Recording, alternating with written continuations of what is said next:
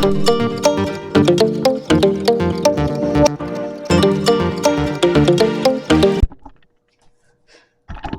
guys, welcome to Monkey's Pro Wrestling. I have a bunch of wrestling news. First of all, Kevin Owens has a neck injury. He's scheduled for surgery and therefore will miss WrestleMania and up to 2 years of action. Now,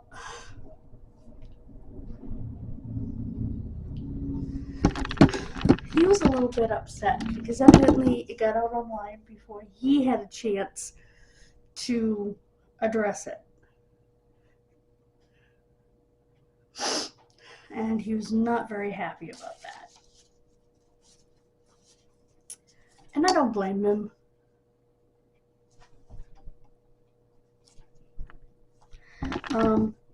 WWE has introduced the men's and women's ID championship. ID meaning independent.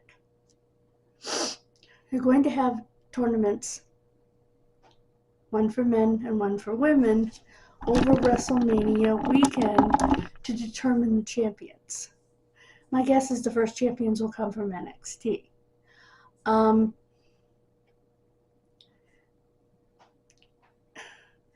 It's for independent stars, and the only way to win it is to win it from somebody who was already signed with WWE.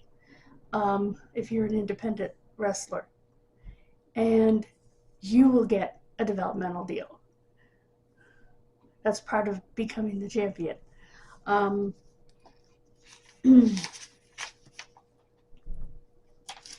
So that's kind of interesting. It's an interesting concept. All right, you know what I'm going to do? I'm going to do the next piece of WWE news, then I'll move on to TNA and then AEW. Chris Jericho lost the ROH World title to Bandito at AEW Dynasty in what sounds like an absolutely incredible match. I read a detailed description of the match. I can't watch their pay-per-views, but it sounded outstanding. And then Jericho took a hissy fit at the learning tree. That's what he calls himself. So guys under him are part of the learning tree. And he took a hissy fit on them and walked out of Dynamite, storyline.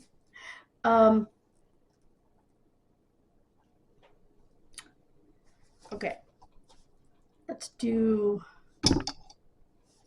Okay. I have a couple more AEW notes.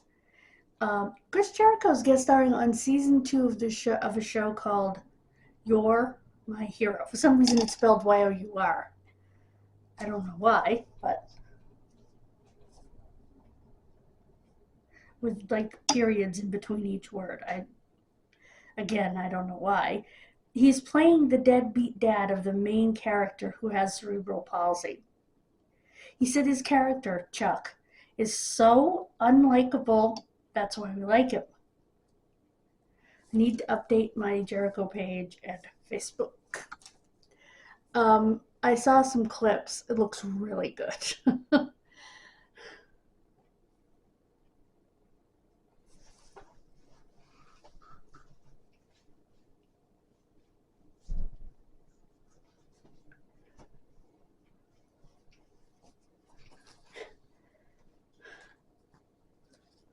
So,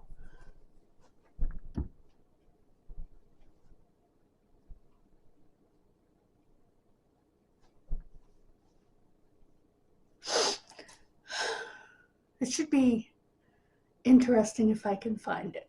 I don't know if it's one episode or if he's recurring during the season. There were a lot of scenes, but I don't know if they were from one episode. You know what I mean? I almost think he's recurring through the season.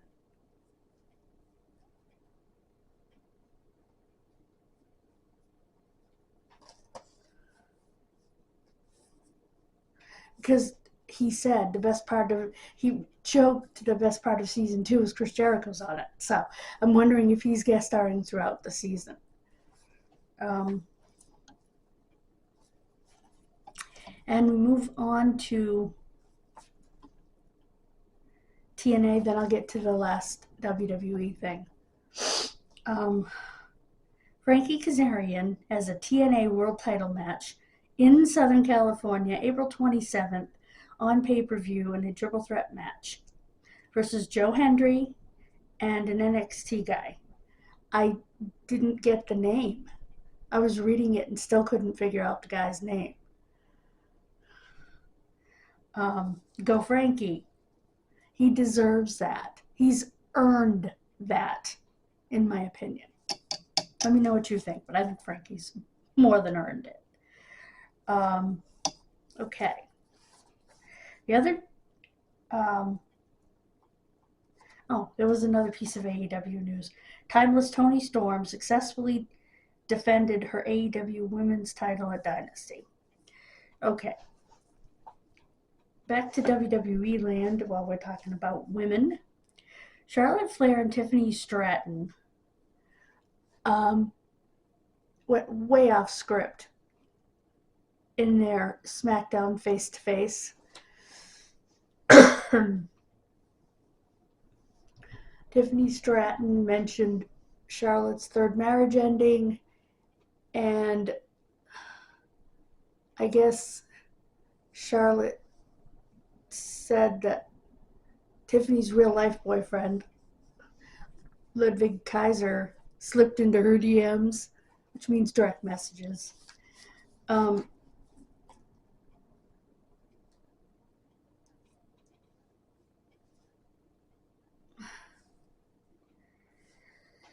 And I guess,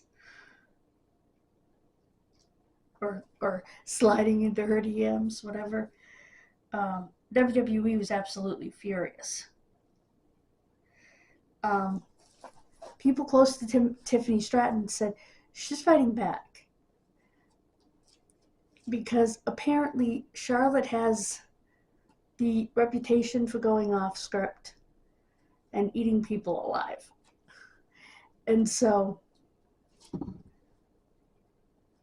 Charlotte did something in their taped side by side, or said something, and Tiffany was getting back at her, and then Charlotte hit the Kaiser stuff, and WWE is absolutely furious. So much so that they edited all of that out of new showings. So, yeah.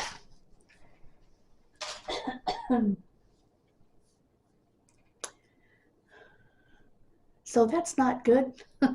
They're both in hot water. I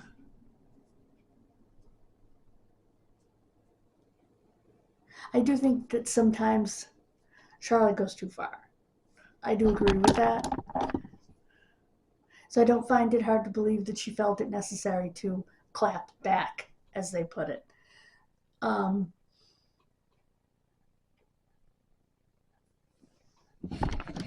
I actually like Tiffany Stratton.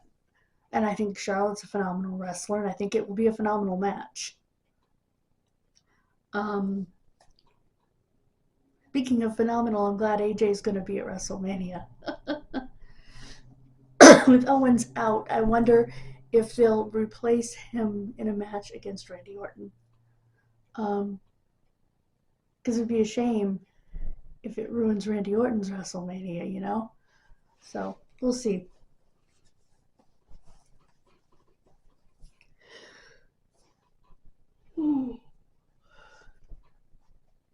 And Owens made it clear it did not happen in the hardcore match. In the no rules match. It happened in a regular match. The injury.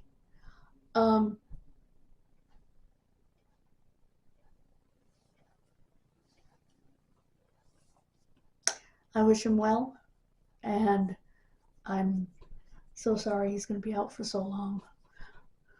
So, anyway, I will keep him in my prayers. Thank you guys so much for joining me. God bless you. I will see you Wednesday for Dark Side of the Ring. Tony Atlas, too much, too soon. So I hope you'll join me for that. Thank you to everyone who has subscribed. We're up to 14 subscribers, which is amazing because this channel hasn't been out that long. So I can get up to 50 by the end of the year. That will be amazing. So let's shoot for that. And please subscribe to Punky's World. I've got 256 over there and 452 on Kid Missing, I believe, which is amazing. I'm trying to get to 500. Then I have a goal of making 1,000 over there by New Year's Eve. We can then go live. So, with updates. So that will be amazing. Bye, guys. God bless you. And I will see you, like I said, Wednesday. Bye, guys.